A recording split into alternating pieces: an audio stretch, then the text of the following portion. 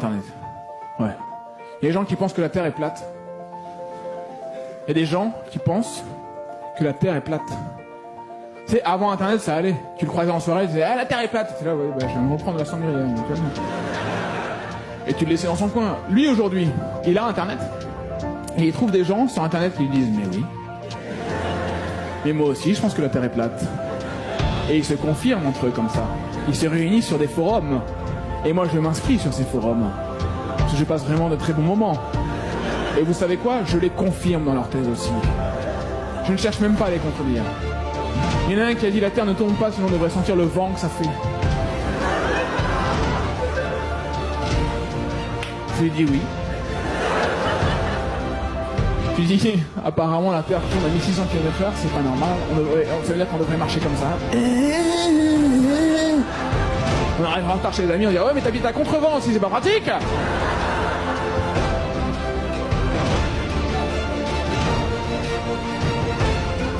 Il y en a un qui a dit la Terre ne tourne pas, sinon les avions se cracheraient au moment d'atterrir. Donc lui il pense que les avions arrivent comme ça, il voit la piste d'atterrissage qui s'en va comme ça. Les pilotes oh. Je lui ai dit mais oui tu as raison.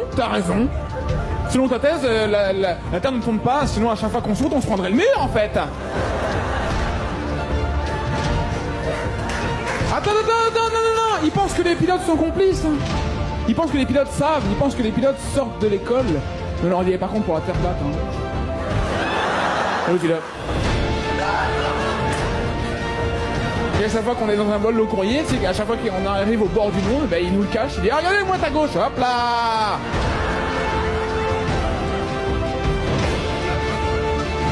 Il y en a un qui a posté une photo de l'horizon de l'océan, tu vois, il a dit j'étais en vacances à Biscarrosse. Vous avez vu comme l'horizon est plat, et c'est pas possible de mettre autant d'eau sur une boule. Lui, il m'a séché. Lui, scientifiquement, c'est imparable. Hein, c'est imparable scientifiquement. Les platistes sont comme tous ceux qui disent que Jésus-Christ est un homme blanc, caucasien, blond, aux yeux bleus. Ils font des allégations en prétendant que la Terre est plate. C'est un mensonge.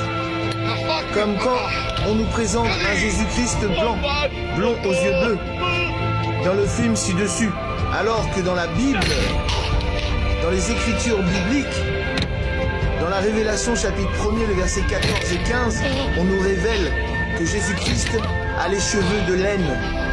Les cheveux laineux veut dire cheveux crépus. Et qu'il a les pieds de bronze, comme si qu'on l'avait brûlé dans une fournaise. Jésus-Christ est un homme noir, d'après les Écritures, d'après la Révélation chapitre 1er, le verset 14 et le verset 15.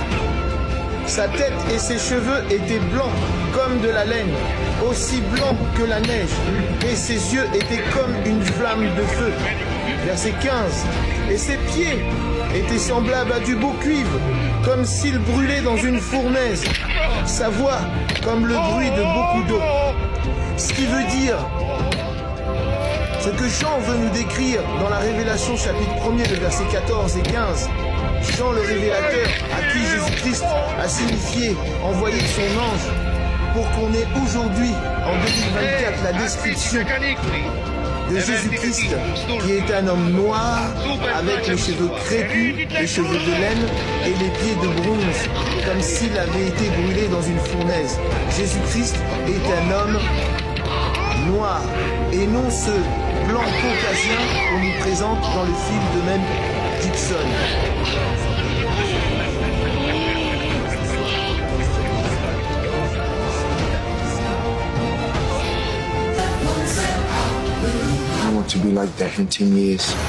Une belle et importante histoire sur la foi, c'est ainsi que l'acteur britannique Lakeith Stanfield a décrit le livre de Clarence, une comédie biblique dans laquelle il interprète Clarence, un homme qui ne croit pas en Dieu, se fait passer pour le 13e apôtre et plus tard pour le Messie pour éponger ses dettes.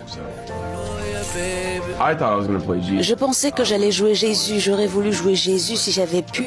Mais non, je n'avais aucune idée de qui je serais. Who I would be playing. And so, I read it and I was like, oh, this J'ai lu le script et je me suis dit, oh, c'est énorme. Et l'histoire de Clarence qui se révèle par sa foi, ses manquements, était vraiment une belle histoire. his faith and lack thereof. C'était juste très homogène et ça marchait vraiment bien. Il y avait de grandes relations dans le script et c'était très puissant. Felt powerful. Bien que comique, le livre de Clarence n'hésite pas à aborder plusieurs thèmes tels que l'injustice raciale. Et plus audacieux, il étale une histoire d'amour entre Clarence et la sœur de Jedediah avec une scène de danse dans une discothèque du 1er siècle. Vous ne pouvez pas vous permettre de raconter une histoire comme celle-ci sans aborder de grands thèmes qui touchent l'humanité. Et ce qui est génial, c'est que nous le faisons avec de la comédie, avec de la musique, avec plus de représentation de noirs que vous voyez très rarement dans ce genre de film. Et pourtant, il représente un pourcentage énorme des gens de foi sur la planète. Et je pense que cette combinaison rend le film à la fois radical et spécial. Des combats de gladiateurs, une plus grande représentation des acteurs noirs, le tout dans une histoire assez inédite mélangeant humour et ruse. Pour Anna Diop, un tel film devait être produit. C'est un miroir de ce que nous vivons actuellement et du genre de brutalité, de violence contre les Noirs et de préjugés.